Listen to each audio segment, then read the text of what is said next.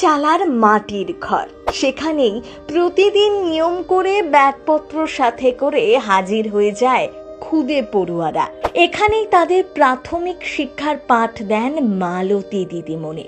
না, তিনি কোনো সরকারি বা বেসরকারি স্কুলের বেতনপ্রাপ্ত শিক্ষিকা নন। এই গ্রামেরই একজন সাধারণ আদিবাসী গৃহবধূ। হ্যাঁ, এই সাধারণ মেয়েটাই অসাধারণ কাজ করে দেখাচ্ছেন। গত 5 বছর ধরে অযোধ্যা পাহাড়ের প্রত্যন্ত গ্রামে শিক্ষার আলো জ্বেলে চলেছেন তিনি। সম্পূর্ণ বিনা পয়সায় ছোট ছোট শিশুদের লেখাপড়া শেখান মালতী দেবী। নিজের ঘরেই যেন গড়ে তুলেছেন আস্ত একটা বিদ্যালয়। চলুন আজ বরং আপনাদেরকে শোনাই প্রত্যন্ত গ্রামের এক সাধারণ গৃহবধূর দিদিমণি হয়ে ওঠার গল্প।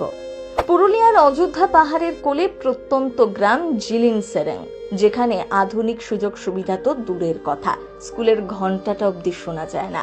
এই গ্রামে একদিন বিয়ে হয়ে এসেছিলেন উচ্চ মাধ্যমিক পাশ করা মালতী মুর্মু।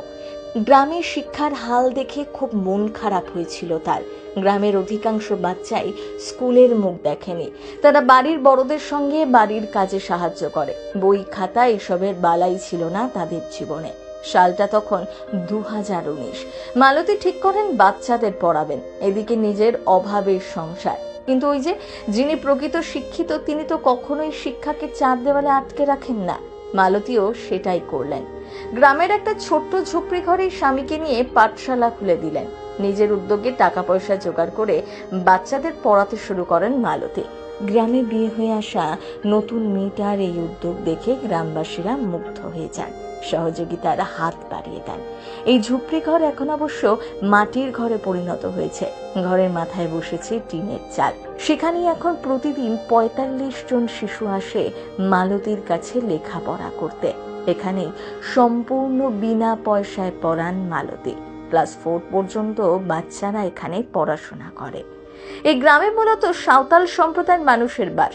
গ্রামের একটি মাত্র প্রাথমিক বিদ্যালয় রয়েছে, সেটিও বাংলা মাধ্যম, প্রায় 10 থেকে 12 কিলোমিটার দূরে। তাই শিশুদের মালতী শেখান মাতৃভাষা অলচিকি, পাশাপাশি বাংলা ইংরেজিও পড়ান। কোনো সরকারি সাহায্য ছাড়াই নিজেদের উদ্যোগে চলছে পুরুলিয়ার অযোধ্যা পাহাড়ের জিলিন সেরেং গ্রামে মালতীর পাঠশালা। মালতী 2 সন্তানের মা। সন্তান, সংসার সব কিছু সামলেও দিনের পর দিন হাসি মুখে এই কাজ করে চলেছেন। তার একটাই লক্ষ্য, গ্রামের বাচ্চারা যাতে শিক্ষিত হতে পারে। এটাই যেন তার বেঁচে থাকার অক্সিজেন। নিজেদের উদ্যোগে পকেটের পয়সা খরচ করে ঝাড়গ্রাম থেকে অলচিকি ভাষার বই কিনে শিশুদের নিয়ে তার মাতৃভাষার সাথে পরিচয় করান মালতী মুর্মু। তিনি আসলে বুঝিয়ে দিয়েছেন, ইচ্ছা শক্তি, সাহস এবং দায়িত্ববোধ থাকলে সব কিছু করা সম্ভব।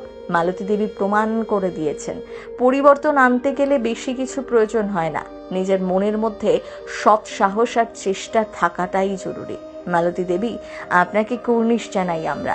ঘরে ঘরে এভাবেই জ্বলে উঠুক শিক্ষার আলো। প্রথম বাংলা ব্যুরো।